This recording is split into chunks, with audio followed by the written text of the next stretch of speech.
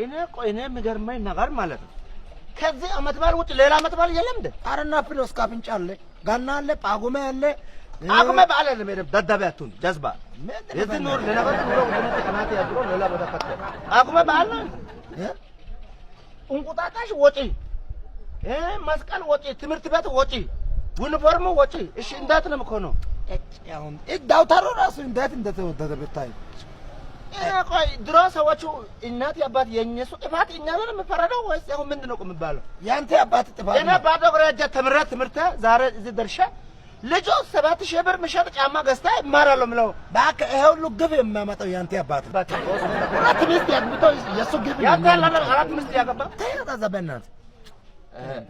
ይሄ ወጪ ነው። ጭንቅላት ያዞረው ነገር ምንድነው? ወጪ በእናትህ አንተ ብቻ አለ እኔ ራሱ ጭንቅላት ምን አንተ እስቲ ምን አንተ ገጠር ከርሜ መጣለም እንደ እዛ ደግ የሆነባት ያገር እኮ ከርሜ ነው ማለት እንዳለ እንቅስቃሴ አሁን ራሱ በእርምጃ ክፍል ማለቱ በምን እርግጠኛ ትሆናለህ?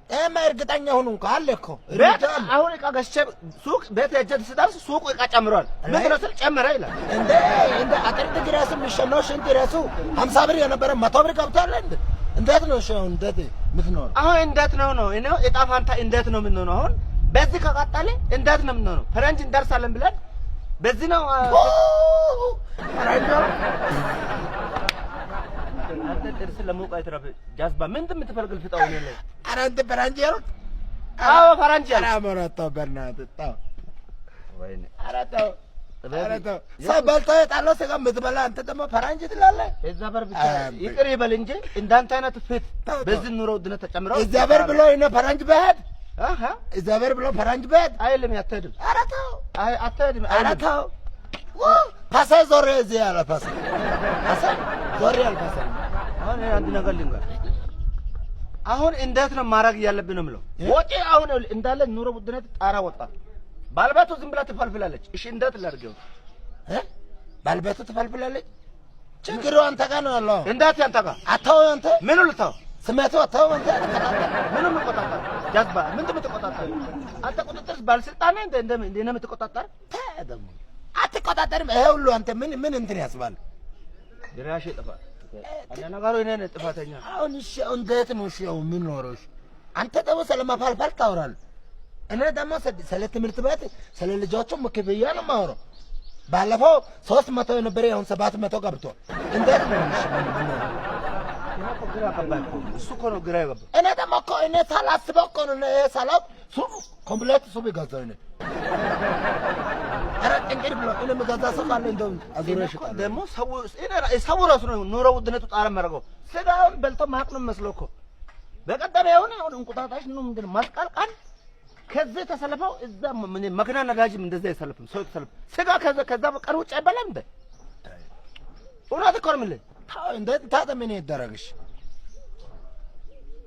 ኪሎ ባዛላ ኪሎ ስንት ነው ያለው? 1100 ብር ያለው ድሮ 1100 የአንድ ከተማ እንትን ነበር በጀት ነው አባቶች ጊዜ። አሁን ግን 1 ኪሎ ስጋ 1000 ብር ነው። እሺ ምን ይፈጠር እኮ እሱ እኮ ምን ይፈጠር ነው? ምን ይፈጠር? አሁን ጫው እኮ ምንም የምታደርገው ነገር እንዴት እናድርግ? እኛ እንዴት ምን እናደርጋለን? በቃ መጫው ነው ዝም ብሎ ከተማ ላይ እብድ ፀጉር አውጥተህ ኮፍያ አውጥተህ ልብስ አውጥተህ እንደዛ ካልሆነ መንግስት ያሰማማ የለም።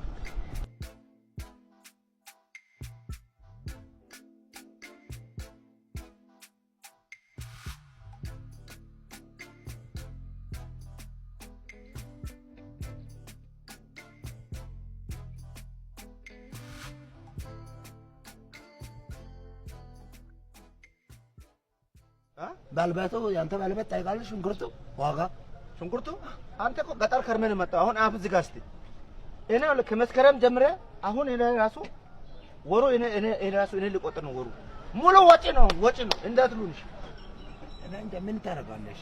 አበት የቤተሰብ ነገር በቃ አረባስማ እሺ እንዴት ላድርገው? እኔ እንደው ግራ ገብቶኝ በቃ እንደውም አሞራው ሰው ሰብስበን ሰፈር ሰው ሰብስበን ዘይት ይቀነስ፣ በርበሬ ይቀነስ እንበል እንዲጨው ወተ ከተማ ላይ ከተማ ላይ እዚህ ወተ ለነገሩ ፈላው አለ ታገድ ለምን ፈላው? አይ እንትኑ ምንድነው ሽግግሩ አደናቀፍክ ብሎ እዛ አደናቅፈ ጨለማ ቤት ያስገባል። ታው ዝም ይላል። ታው ብለህ ስትወጣ ዝም ይላል። እሺ ምን ይፈጠር ይሻው ቤት ውስጥም ብቻው ምቀኛ ጎረቤት ያለ ሮጦ ይመጣል። ብታላቅስም ብቻ መቀመጥ ያችልም ከሆነ ጎረቤት ራሱ ምቀኛ የዘንድሮ ማርዝም ደግሞ አይጋልም። ያው ኑሮ ውድነት አይቶ አይጋልም። እሱ ራሱ ስለማያውቅ ያሰቃያል እንጂ አይጋልም እኮ እሱ ራሱ ልምድ ያስፈልጋል። እሺ ያው ምንድን ነው የሚፈጠረው? እኔም ግራ ገባኝ። ምን እንፍጠር ነው ባልበት ውጪ አይደል ወይ እኔ ውጣ እንዴ? እሺ እንዴት ላድርግ? እሺ እንዳት ነው እንደ ድሮ አጥቅጥግ ምሸናው 50 ብር የነበረው 100 ብር አንተ በእናትህ ሽንታ አዳኝ ኑሮ ውድነት ነው። እነሱ ጨምረው እንዴት ሌላ ይጨምሩ? እሺ አሁን ምንድን ነው የምንሆነው? እሺ የት አባቴ የት እንምገባ? እስቲ ምን ያው ችግር ሳራ ችግር ዳውለች ያው ምን ባልቤት ነው አባት ሽንኩርት ምን ሆነ? ምን አትናገር እንደ ሽንኩርት ምን ሆነ? መስጠት ነው ማጣሽ ሽንኩርት ያው እንግዲህ ወጥ ስሪ ብለህ 100 ብር ሰጥቼ ማጣው ሽንኩርት ብላ ሰርፕራይዝ አለች። እኔ ምን ወይኔ አሞራው ምን ልትል ነው? እሺ ምን ልትል ነው? ሽንኩርት ያላት ከታብ ልትል ነው? ልታስከትብ ነው? ልታስከትብ ነው? ኑሮ በቃ አንተ ተው መጣው እንደሱ ከሆነ ጥሩ ዘና እኮ ነው። በቃ መጣው አንተ እዚህ ጠብቀው። እሺ የት እንትን መጣው። ምን ሆነ መካፍለው ከባለ ብሩ ማን ነው ጠራው? አንተ ለምደ ና ቡና ጠጣ ያልክ እኔ ማስጠራ ስግብግብ በእናትህ ከፈለ መጣው በቃ